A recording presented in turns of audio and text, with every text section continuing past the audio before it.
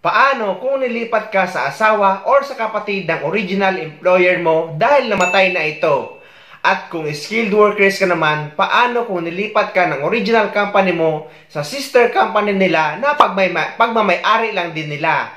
Kailangan pa daw ba magpa-verify ng kontrata? Panoorin nyo ito guys, lalo sa mga nagtatanong tungkol dito.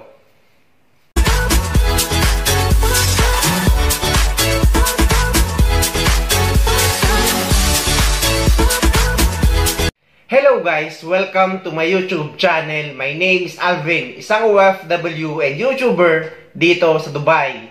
Sa video na ito ay sasagutin ko ang madalas na tinatanong ng mga kababayan nating OFW na nasa ibang bansa, lalo na sa mga nasa Middle East country, na kung paano daw kung nilipat ka sa asawa or kapatid ng original employer mo dahil namatay na ito. Dahil yung original na employer mo, yun yung nakapangalan sa visa mo as your principal.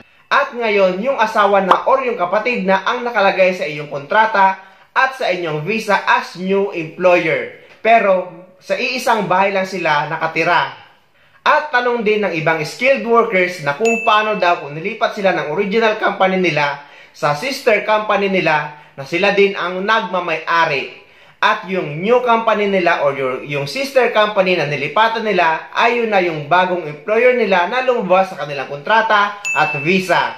Kailangan pa daw ba magpa-verify ng kontrata dahil nga iisa lang ang may-ari? At ito ang simpleng sagot sa unang tanong sa household workers.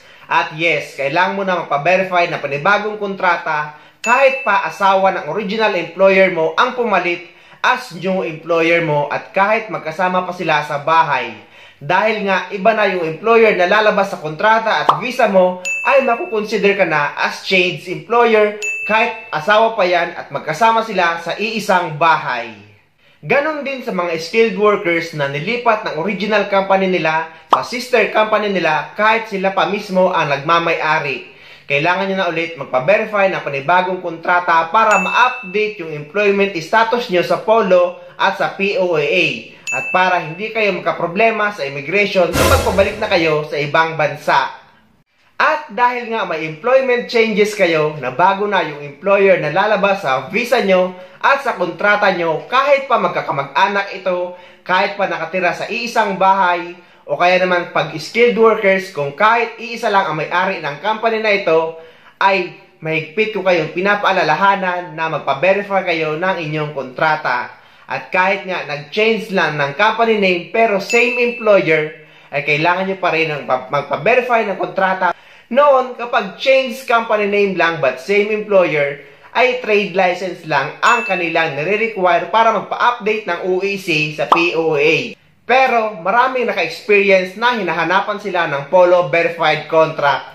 Kaya lagi ko sinasuggest at pinapaalala na kapag may employment changes, ay kailangan nyo magpa-verify na panibago nyo yung kontrata para ma-update ang employment status nyo sa POLO at sa POAA at para hindi kayo makaproblema sa immigration kapag pabalik na kayo sa ibang bansa kung saan kayo nagtatrabaho. At kapag magsisecure kayo ng appointment sa POPSBAM, ay pwede nyo na piliin yung change employer para makapag-proceed kayo sa appointment. At kung wala naman kayo makitang available na slot for appointment sa website ng POPSBAM, ay pwede kayo magsadya sa pinakamalapit na POA office sa inyo. At bibigyan nila kayo ng printed appointment at pababalik nila kayo sa araw na ibibigay nila sa inyo. Pero kung meron kayo makitang appointment slot na available, ngunit lampas na ito sa flight nyo, ay pwede nyo nang kunin kahit lampas na ito sa flight nyo dahil ang importante dito ay meron kayong printed appointment. At mag-book-in kayo 3 days before ng flight nyo, dala yung printed appointment nyo kahit lampas na ito sa flight nyo at makakakuha kayo ng OEC sa POAA. Sa mga hindi pala nakakaalam ng mga requirements sa pagkuha ng OEC sa POAA, ay meron akong video tungkol doon na ilalagay ko sa description ng video na ito para mapanood nyo. So ayun guys, sana may nakuha kayong idea sa maikling video na ito at sana nakatulong ito sa inyo. At sa mga hindi pa dyan nakasubscribe sa channel ko, please don't forget to subscribe my YouTube channel and please click the notification bell para updated kayo sa mas marami pang videos na gagawin ko tungkol sa mga update sa ating mga OFW. Mula dito sa Dubai, maraming salamat. See you next time.